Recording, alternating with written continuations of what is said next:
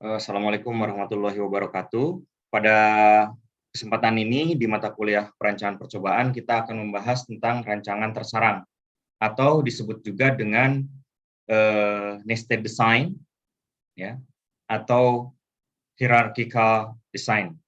Nah ini ya, jadi intinya di dalam percobaan itu kita akan sampai di sini. Nah ini bahwa penelitian percobaan. Nah, yang kita bahas adalah tentang penelitian percobaan. Di dalam penelitian percobaan ini ada yang harus kita siapkan adalah rancangan perlakuan, rancangan lingkungan, dan rancangan statistiknya. Nah, untuk rancangan perlakuan ini ada perlakuan faktor tunggal. Ya, faktor itu coba dilihat lagi, saya sudah sampaikan ya, faktor itu apa? Yang di dalam setiap faktor itu ada level atau setiap ada kategori atau tingkatannya. Nah, kemudian perlakuan juga bisa melibatkan lebih dari satu faktor, ya. Lebih dari satu faktor di sini bisa 2 faktor, bisa 3 faktor, bisa 4 dan seterusnya. Nah, di dalam penyusunan level-level atau kategori-kategori di dalam faktor, ya, katakanlah misalnya contohnya ya, faktor pupuk. Levelnya kan di dalamnya bisa jenis pupuk atau dosis pupuk. Faktor varietas, berarti varietas 1, varietas 2, varietas 3 itu adalah level-levelnya, ya. Nah, di sini ketika melibatkan, katakanlah misalnya sebagai contoh yang mudah, 2 faktor. Faktor pertama ada level-levelnya, faktor kedua ada level-levelnya. Nah, setiap level pada setiap faktor kemudian dikombinasikan. Nah, kombinasinya itu berkaitan dengan pemilihan level. Ada yang kombinasi crossing atau faktorial, ada yang kombinasi nested atau tersarang. Nah, jadi kalau seandainya kita mendengar nested design, factorial design, itu bukan rancangan di lapangan, tetapi merupakan rancangan perlakuan. Oke ya? Nah, ini rancangan perlakuan. Nah, kemudian rancangan lingkungan, kembali lagi rancangan lingkungan cuma ada 3, RAL, RAK, dan bujur sangkar Latin. Nah, di mana ketiga-ketiganya ini di dalam RAL bisa ada modifikasi, di dalam RAK ada modifikasi, di dalam bujur sangkar Latin ada modifikasi. Kemarin kita sudah membahas tentang split plot. Split plot itu tata cara penempatan, ya, penempatan di lapangan. Nah, bisa berbasis RAL atau berbasis RAK atau bujur sangkar Latin. Nah, kemudian untuk rancangan statistiknya, ya, kalau seandainya kita menggunakan nesting atau tersarang, maka ada yang namanya combined analysis. Jadi beberapa set percobaan digabungkan analisisnya, ya. Jadi kalau misalnya kita melakukan percobaan dengan perlakuannya crossing maupun tersarang di beberapa lokasi, maka kita lakukan analisis gabungan, analisis varians gabungan. Sama di dalam rancangan analisis statistik ini adalah untuk menguji adanya apakah ada keragaman, apakah ada perbedaan di antara rata-rata perlakuan, dan untuk menentukan rata-rata mana yang berbeda. Untuk menguji keragaman atau menguji adanya perbedaan di antara rata-rata perlakuan, kita lakukan dengan ANOVA. Kemudian untuk menguji rata-rata yang mana yang menyebabkan keragaman, maka kita lakukan analisis lanjutan. Ya, ada yang berbasis berpasangan, ada yang berbasis gerombol, ada yang berbasis berkelompok, atau ada yang berbasis respon di sini. Ya. Nah, semuanya ini kalau ANOVA ini berbasis ini. Analisis varian tunggal atau analisis varian gabungan. Untuk uji lanjutnya menyesuaikan nantinya, ya. Nah, di sini kita akan membahas tentang yang nested. 2 faktor disebut crossing atau kita sebut sebagai faktorial, yaitu ketika setiap kategori atau setiap level pada masing-masing, ya, faktor terjadi bersamaan dalam rancangan dengan setiap kategori atau level dari faktor lainnya. Jadi antara satu faktor, ada faktor 1, faktor 2, nah level-levelnya itu terjadi bersamaan diukurnya. Dengan kata lain, paling tidak ada satu pengamatan dalam setiap kombinasi kategori atau level untuk kedua faktor tersebut yang diukur bersama-sama. Itu kalau yang crossing atau faktorial. Kemudian sebuah faktor ya nesting ya di dalam faktor lain, berarti kan ada faktor 1, faktor 2. Nah, ini satu faktor nesting atau bersarang di dalam faktor lain. Ketika setiap kategori atau setiap level dari faktor pertama itu terjadi bersamaan dengan hanya satu kategori atau level dari yang lainnya.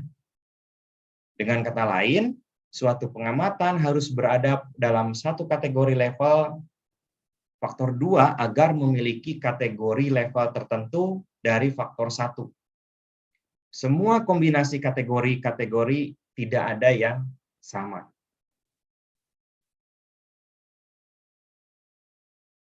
Kita lanjutkan.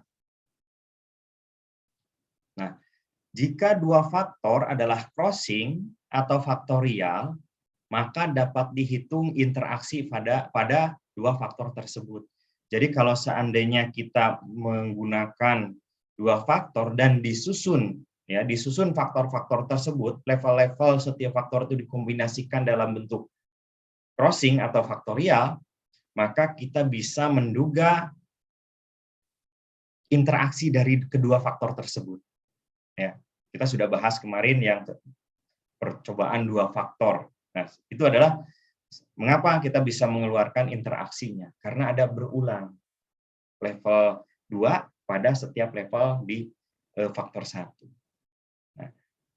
Nah, jika dua faktor nesting atau bersarang, jadi faktor 1 bersarang di faktor 2, maka tidak bisa kita digali informasi interaksi antara dua faktor.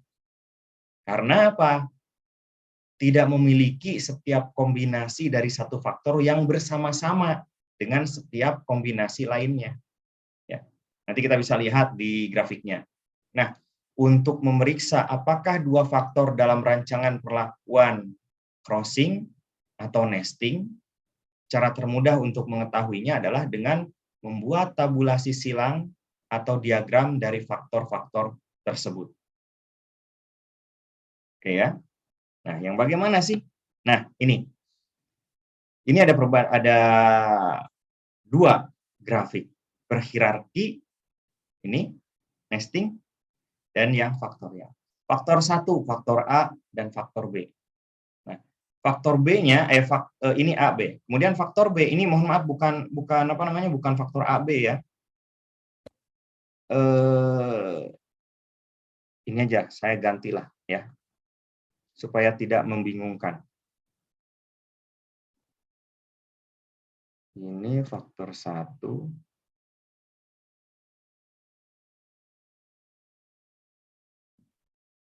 Ini faktor 2.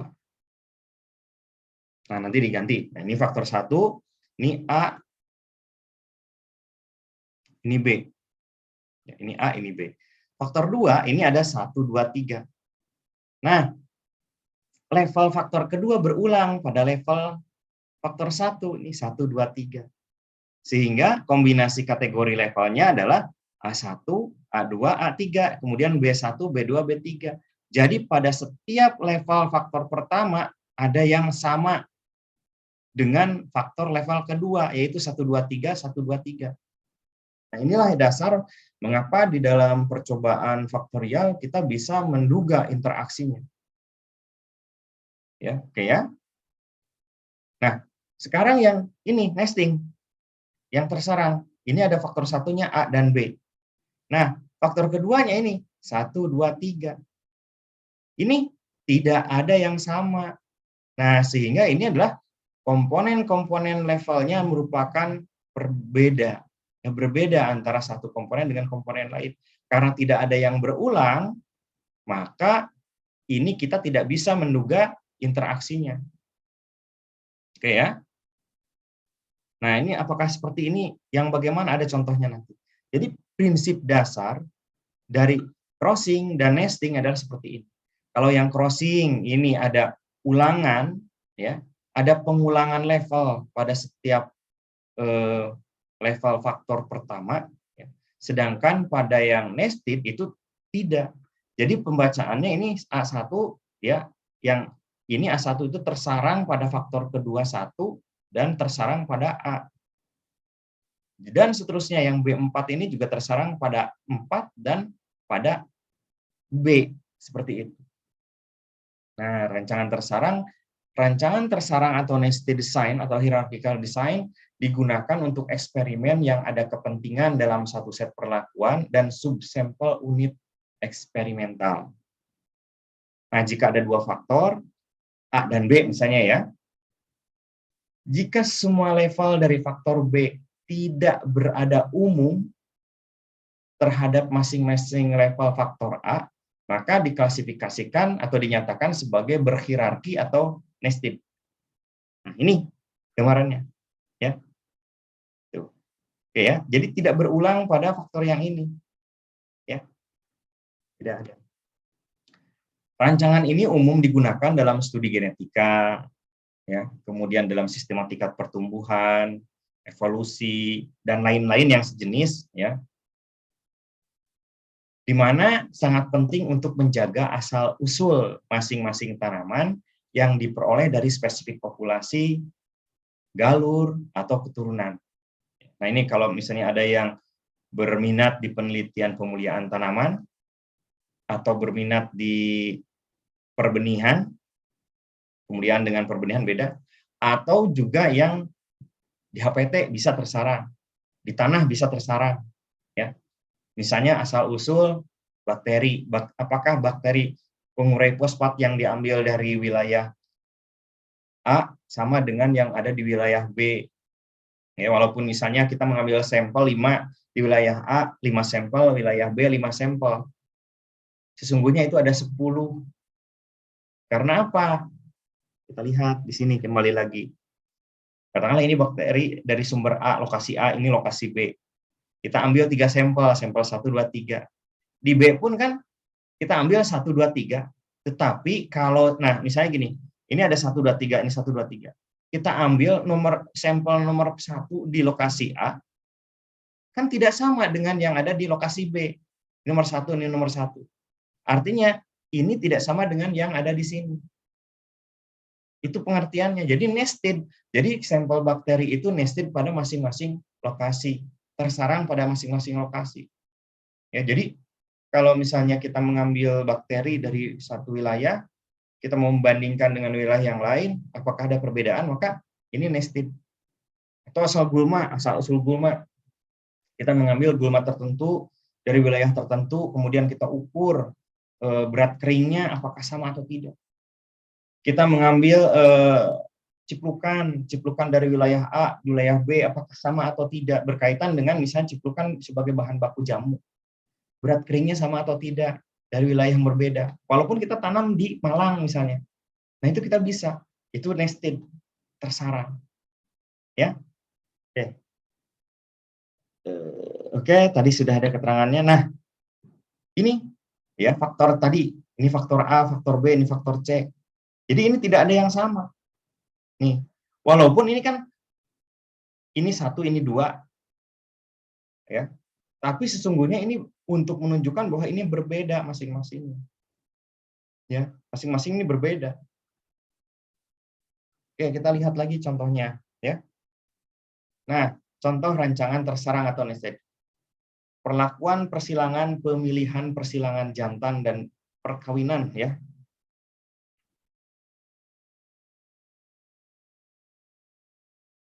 Ini perkawinan jantan dan betina menggunakan rancangan genetik 1 NCD1. Nah, ini dalam satu populasi, misalnya kita membuat 2 set. Set 1, set 2. Nah, setiap set itu kita ngambil 1 jantan, di lahan itu 1 jantan. Ini jadikan jantan nih. Kemudian ambil jantan yang kedua, ambil jantan yang ketiga, ambil jantan yang keempat. Ya. Ini setnya berbeda. Nah, ini ada 4. Ya, yang logisnya ini saja lah. Jantannya ada 4. Ini lupakan dulu setnya. Ada 4 jantan. Nah, kemudian 4 jantan itu masing-masing dikawinkan dengan 4 betina yang tidak sama. Jadi pada populasi itu kita ambil ini jantan, malainya diambil jagung ya. Nah, si serbuk sarinya kita, oh ini jantan 1 diserbukan pada betina 1, 2, 3, 4. Sudah selesai. Nah, kemudian kita pilih lagi 4 betina untuk diserbuki oleh tanaman yang kedua. 1, 2, 3, 4. Nah, walaupun ini tanaman betina ke-1 untuk tetua 2, tetua betina 2 jantan 2, dan tanaman 1 betina 1 oleh jantan betina, ini nomor 1 ini dengan nomor 1 yang lain ini berbeda. Makanya kita ambil 5 seperti itu. Ya. Oke ya. Nah, perhatikan set M jantan. Jika satu set betina, 4 betina dikawinkan terhadap 1 jantan, di mana 4 set betina yang lain yang dikawinkan terhadap jantan 1 adalah dikawinkan terhadap jantan 2, dan seterusnya pada masing-masing M jantan. Nah, ini masing-masing perkawinan jantan terhadap betina akan menghasilkan keturunan hasil perkawinan dari pasangan yang berbeda. Artinya ini nested pada jantan dan betina. Yang ini nih, turunan ini nested pada betina, nested pada jantan. Ini juga sama, nested pada betina, nested pada jantan. Jadi tidak dikombinasikan berulang, tidak. Ini berbeda-beda untuk setiap setnya. Nah, ini adalah ANOVA-nya, sumber variasinya jantan. Nah, di sini betina dalam jantan. Kemudian turunan dalam betina dalam jantan. Walaupun nanti mungkin di beberapa artikel ada XX, artinya itu ada interaksi. Tapi bukan interaksinya yang kita ambil. Tetapi nestednya di dalam tersarang, betina tersarang dalam jantan. Nah, di sini. Ya, ini kalau seandainya kita mau melakukan perkawinan atau persilangan di bidang pemuliaan tanaman ini ya, untuk membuat jagung hibrida itu awalnya dari sini. Ya, untuk penilaian populasi. Atau kita mendengar istilah uji multilokasi. Nah, sebenarnya ada yang mengatakan katanya uji multilokasi itu nested. Nah, kita harus urai dulu. Tidak keseluruhannya disebut nested. Yang nested itu adalah ini ulangannya. Ya. Mengapa? Kita melakukan percobaan di 3 lokasi misalnya ya, di 3 lokasi. Nah, pada masing-masing lokasi dirancang lingkungannya RAK. Bisa boleh split plot ya. Tapi ini RAK artinya apa? Ada blocking untuk setiap lokasi. Nah, sekarang blockingnya misalnya ini sama-sama ulangan, sini ulangan 1. Susunannya begini. Kemudian di blok kedua atau ulangan kedua susunannya begini. Ini G4, G5, G3, G1, G2. Kemudian ini G1, G5, G4, G3, G2. Dan kemudian di sini yang ulangan ketiga ini juga sama. Artinya posisi ulangan di urutan 1 ini berbeda-beda antar genotip. Pun demikian di lokasi kedua. Lokasi kedua ini ada ulangan, tetapi ulangan 1, 2, 3. Tetapi ulangan 1 ini berbeda dengan ulangan 1 di sini. Berbeda ulangan 1 di sini. Apanya? Susunannya. Di sini kebetulan saja ini sama ya, G4, G5. Nah, di sini G1. Ya. Ini hasil pengacakan.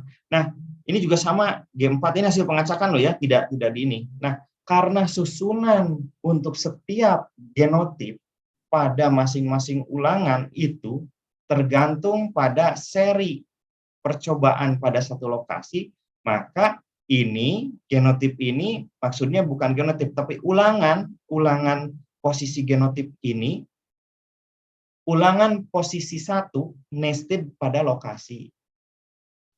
Ya. Jadi yang nestednya adalah bukan genotipenya, genotipnya sama diulang di setiap lokasi.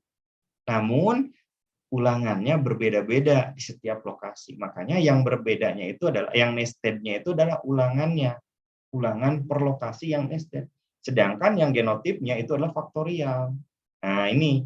Jadi paduan antara berhierarki dengan yang faktorial, crossing dengan nested bersama-sama dalam satu lokasi.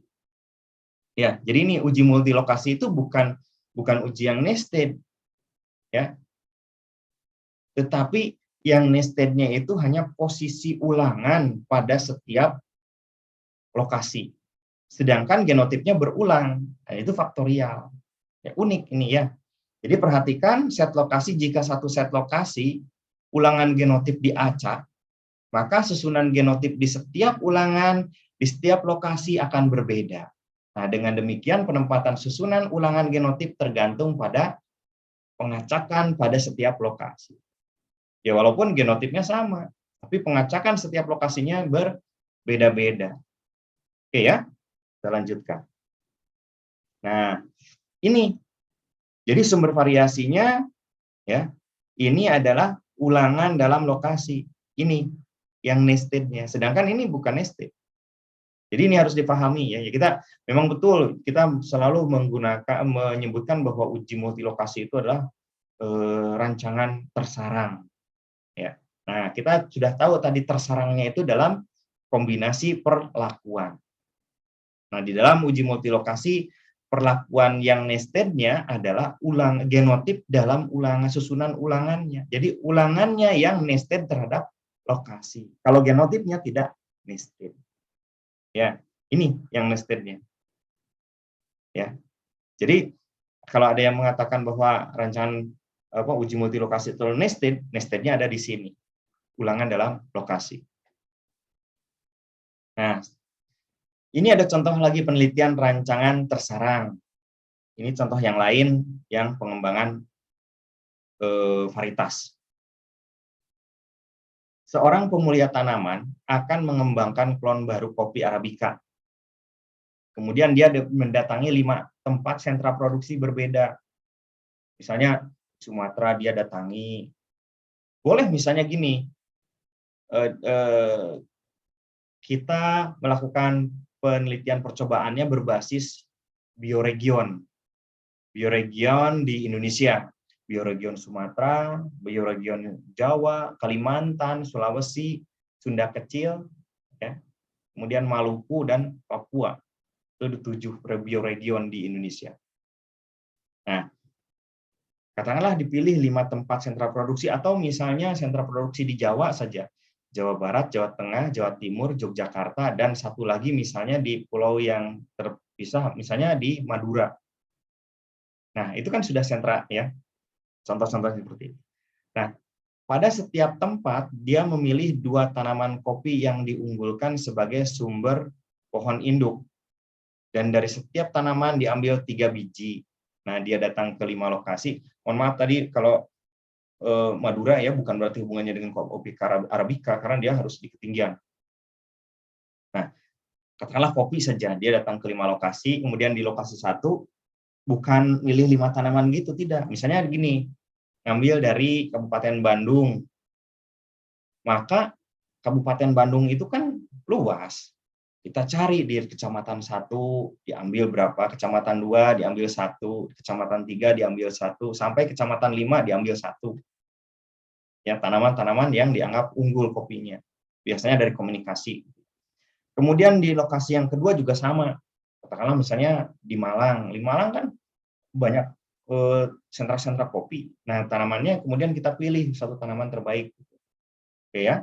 Nah, kemudian dari setiap tanaman itu kita mengambil hanya 2 biji per tanaman untuk ditanam ya, untuk ditanam di generasi selanjutnya. Oh, 3 ya, tanaman 3 biji. Nah, biji yang terkumpul dikecambahkan di rumah kaca dan benih yang tumbuh diukur karakter tinggi tanaman pada umur tertentu. Ya. Nah, sederhana kan penelitiannya ya. Siapa tahu ada yang tertarik ini. Bisa albasiah ya, bisa jati. Tanaman-tanaman yang tahunan aja, tapi diambil hanya sampai fase perkecambahan 4 bulan. Kopi, kakao, karet. Nah, ini ya. Atau tanaman-tanaman misalnya bisa jadi stroberi dan lain-lain. Ini contohnya. Nah, perhatikan bahwa dalam desain atau dalam rancangan masing-masing pohon induk dan setiap benih diberi identitas yang unik karena tidak direplikasi di perlakuan lain. Nah, ini contohnya misalnya ya. Tadi dari Bandung diambil 5 tanaman, dari setiap tanaman diambil 3 biji. Apakah biji nomor 1 dari tanaman 1 sama dengan biji nomor 1 dari tanaman 2? Apakah biji nomor 1 pada tanaman 1 apakah sama dengan biji yang diambil dari tanaman ketiga? Walaupun sama-sama menyandang 1, tetapi ini kan berbeda-beda. Ya. Dari yang keempat, tanaman keempat, apakah biji nomor 1-nya sama dengan nomor 1? Beda. Nah, itulah unik, ya. Unik. Jadi tidak berulang, tidak bisa dikombinasikan 1, 1, 1, 2, 1, 3. Karena apa? Ini asal-usulnya jelas, ini dari sini, ini dari sini, ini dari sini.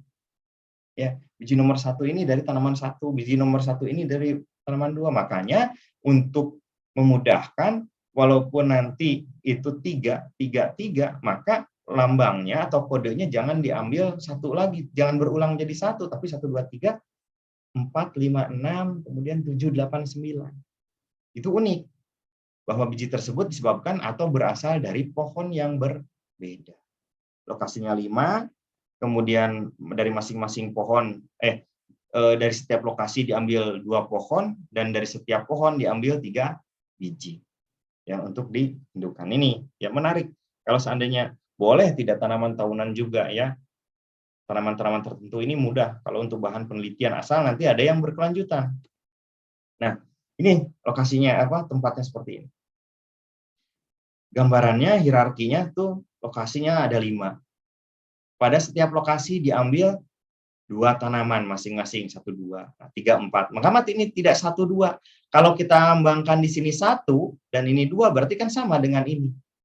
Padahal ini lokasinya berbeda. Makanya ini dicatat sebagai 3 dan 4. Ya. Jadi ini yang ketiga juga 5, 6, 7, 8, 9, 10. Nah, kemudian masing-masing pohon diambil 3 biji. Ini 1, 2, 3. Jadi tidak berulang lagi di sini 1, 2, 3. Kalau berulang berarti sama dengan yang ini. Padahal ini beda pohon. Ini biji 1 nested pada pohon 1. Pohon 1 nested pada lokasi 1. Seperti itu hierarki namanya. Nah, ini adalah perkecambahannya. Jadi inilah polanya seperti ini. Ya. Oke, untuk penanamannya, ingat ini rancangan perlakuan. Ya, ini rancangan perlakuan. Nanti pas di lapangan, ya bisa berdasarkan RAL, bisa berdasarkan RAK. Namun karena ini melibatkan dari lokasi yang berbeda, saya sarankan menggunakan RAK di blocking nantinya.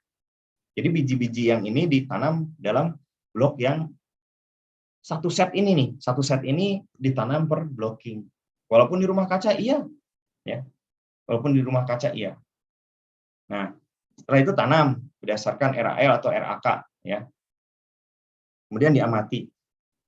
Pak, kalau misalnya biji kopi kan lama, ya ambil aja 4 bulan sampai pertumbuhan tanaman yang daun sempurna saja sudah itu. Ya. Atau albasia, ya, atau tanaman tahunan lah ya. Atau misalnya kalau misalnya tertarik pokak, kita ambil pokak dari beberapa lokasi, kemudian kita tanam. Nah, bagaimana nanti turunannya? Nah, ini kan bisa, ya, bisa seperti ini. Dapat ciplukan dari 5 wilayah. Setiap wilayah diambil 2 tanaman, 2 pohon. Dari setiap pohon ditanam 5 biji. Nah, ini sudah nested. Ya, udah kan? Untuk bekal persiapan skripsi. Nah, ini adalah datanya. Ya, ini datanya. Ini A, B, C, D, E. Ini 5 lokasi. Kemudian di setiap lokasi diambil 2 pohon. Setiap pohon ada 3 biji. Ini tabel ini disebut dengan tabel 3 arah. Tabel 3 arah, lokasi, pohon, dan biji. Nah, ini adalah nilai-nilainya. Jadi, katakanlah misalnya kalau mau tinggi kecambah gitu ya. Nah, ini yang tinggi-tinggi kecambah. Oke ya. Nah, dari sini kemudian kita lakukan analisis. Saya tik ulang seperti gini, maka ini adalah ANOVA-nya ya.